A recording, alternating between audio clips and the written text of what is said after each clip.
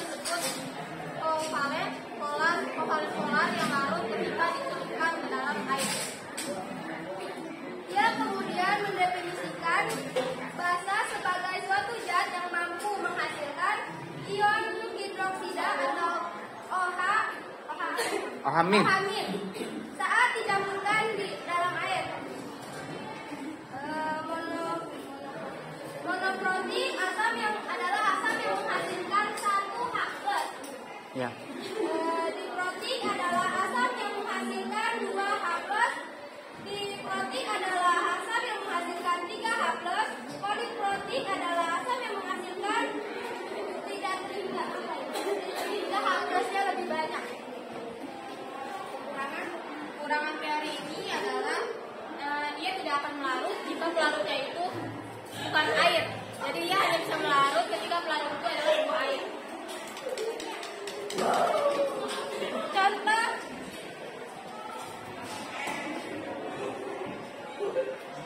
jika asamnya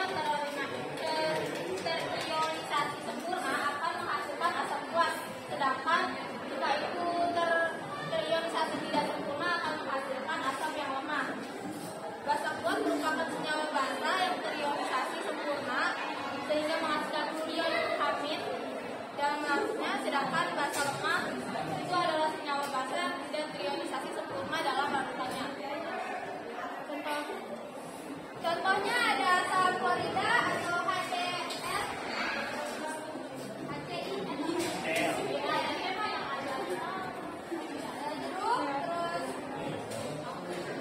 jeruk yang menghasilkan asam asetat dan setengah kebat. Dah, ada yang mau bertanya selain kelompok 1? Apa? Kalau nggak ada, saya aja. Nih, kalian lihat kelompok yang bahas Arrhenius. Mana contoh? Ini kan contoh senyawa asam ya, senyawa asam. Saya minta mana yang dimaksud dengan asam triprotik. Tunjukkan saja yang mana.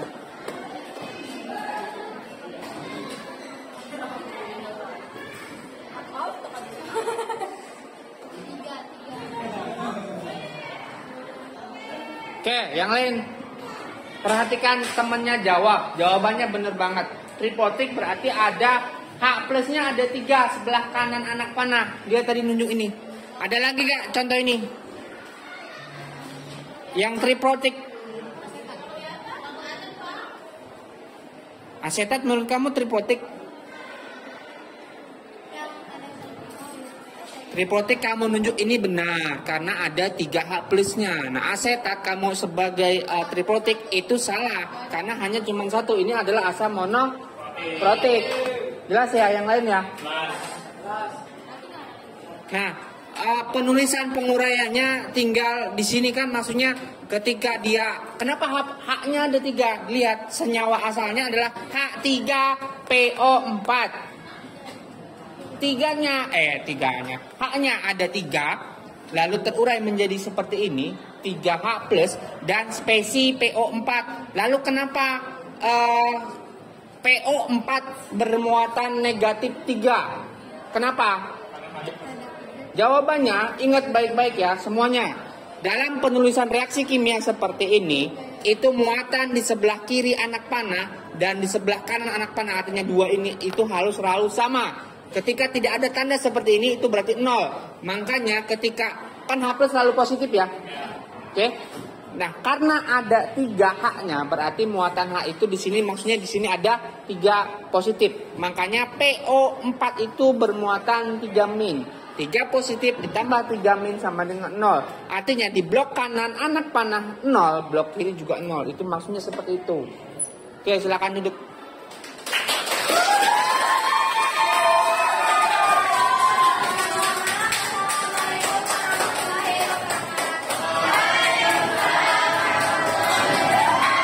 Selamat sore semuanya. Perkenalkan, nama saya Alfada. Hari ini saya akan menjelaskan teori asam basa dari Faberset-Lowry. Saya telah menjalani beberapa artikel dan asam basanya yang pertama adalah asam itu adalah senyawa yang memberikan atau mendonorkan proton berupa H+. Sedangkan basa dia itu menerima protonnya. Keuntungan kelebihan dari teori ini itu dapat menjelaskan tentang aksi reaksi asam basa dalam pelarutan selain air. Nah, contoh pelarut selain air ini ada aseton, ada alkohol. Nah, kekurangannya itu adalah tidak mampu menjelaskan reaksi asam basa tanpa melalui proses transfer proton. Contoh penerapan dari teori asam basa ini adalah HCl, CH3OH, SHO4. Nah, untuk contoh lautan asam, dia itu punya pH di bawah 7, sedangkan kalau basa, dia pH-nya ada di atas 7. Kalau netral, pH-nya itu 7. Penerapan teori asam basa ini, dia punya teori konjugasi. Poinnya tadi dicatat tuh. Poin yang paling penting dalam teori ini adalah harus adanya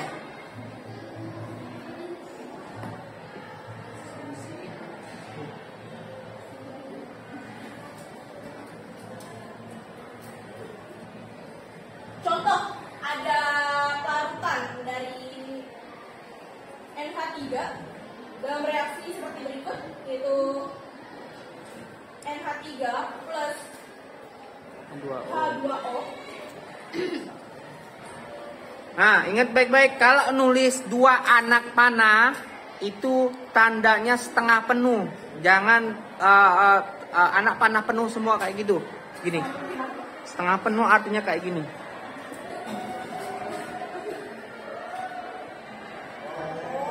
Tidak seperti ini. Ya, ini salah.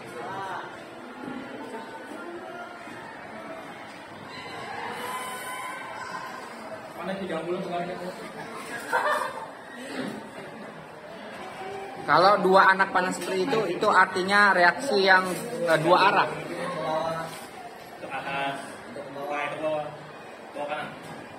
Ah.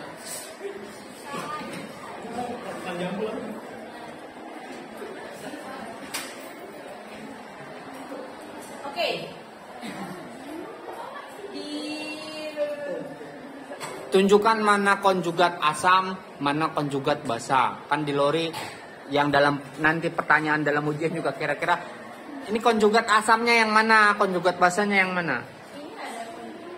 Jadi aku jelasin dulu guys. Ini kenapa bisa dapat NH4+.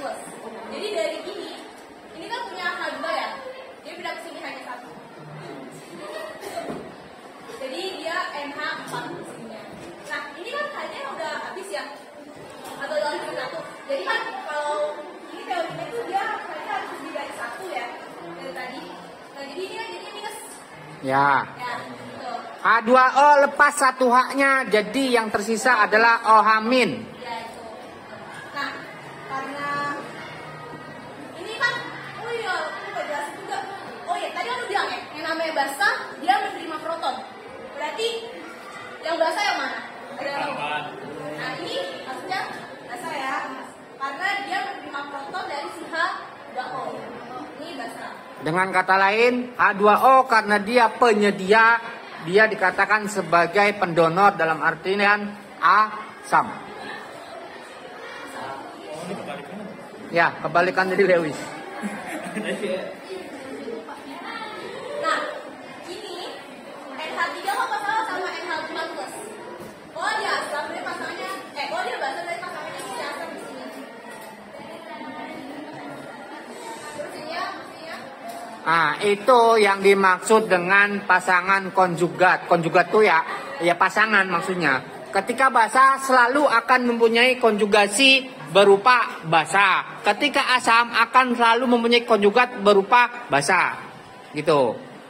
Ketika basa akan selalu mempunyai konjugat berupa asam. Ketika asam akan selalu mempunyai konjugat berupa basa. Ya. Jadi ketika ditanya NH3 akan mempunyai konjugasi asam berupa senyawa apa? NH4. Nah, itu jawabannya. Ketika asam dalam hal ini H2O akan mempunyai pasangan konjugat berupa basa. Dalam hal ini adalah OH-. Contoh lagi yang kedua guys. Yang kedua ada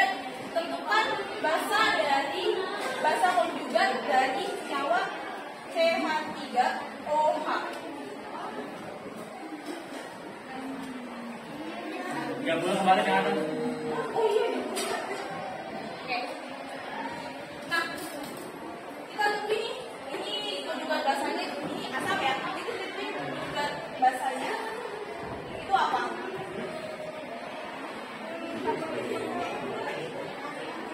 Kamu nggak kurang itu, bereaksi dulu dengan air kali. CH3. Daripada pasangan konjugat bahasanya itu CH3 omin.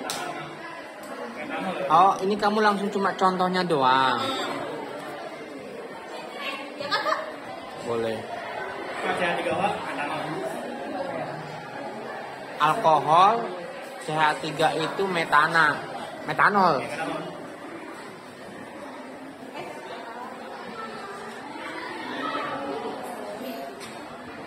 Nah, ini kan si asam. Asam kan dia melepas proton. Nah, bagi jenis basanya, jadi dia bagi basa dia melepas apa? Sok lanjutin dulu. CH3COH reaksi dua arah menjadi CH3-omin. Nah, terus sisanya kemana itu? H plusnya kemana? Itu reaksi yang apa tidak lengkap sebenarnya, makanya kamu bingung. CH3COH plus H2O baru kamu bisa lihat secara tuntas mana baca konjugat, mana asam konjugatnya. Itu reaksi yang tidak tuntas sebenarnya, mah. Udah dilihat aja. Cukup contohnya yang atas saja. Oke, ada pertanyaan buat kelompok Lori? Kalau saya nggak ada, cukup jelas. Oke, kalau nggak ada silakan duduk. Terima kasih.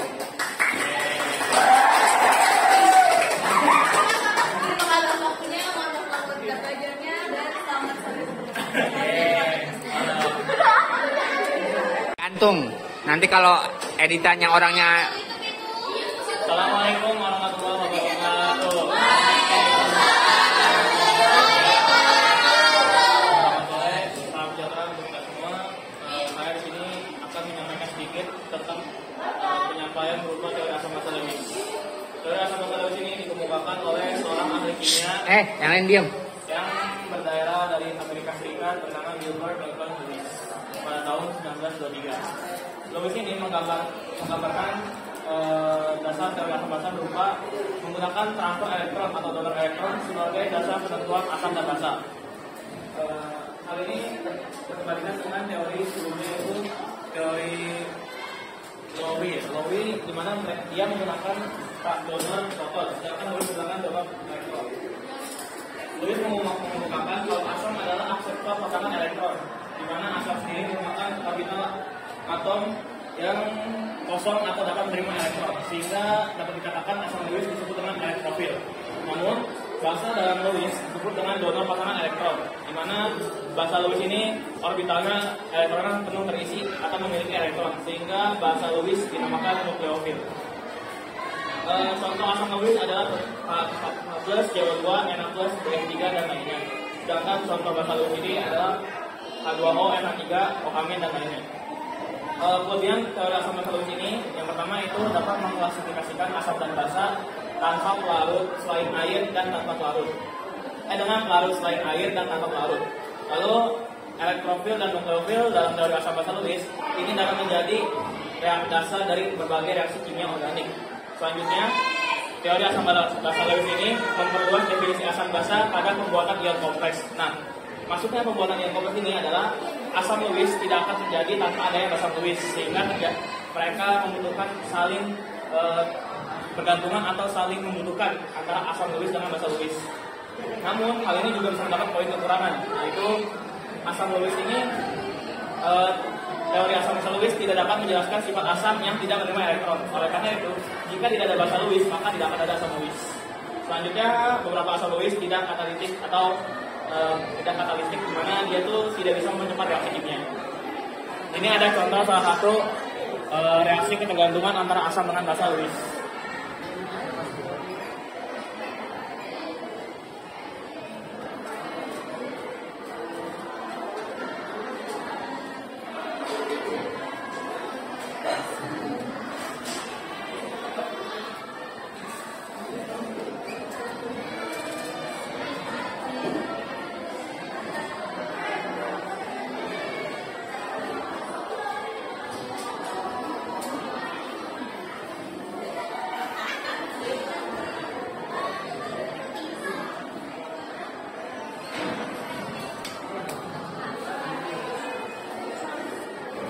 Nah, pertanyaannya antara BF3 sama NCH3 3 kali, mana basa mana asamnya? Oh iya, sabar dulu Pak.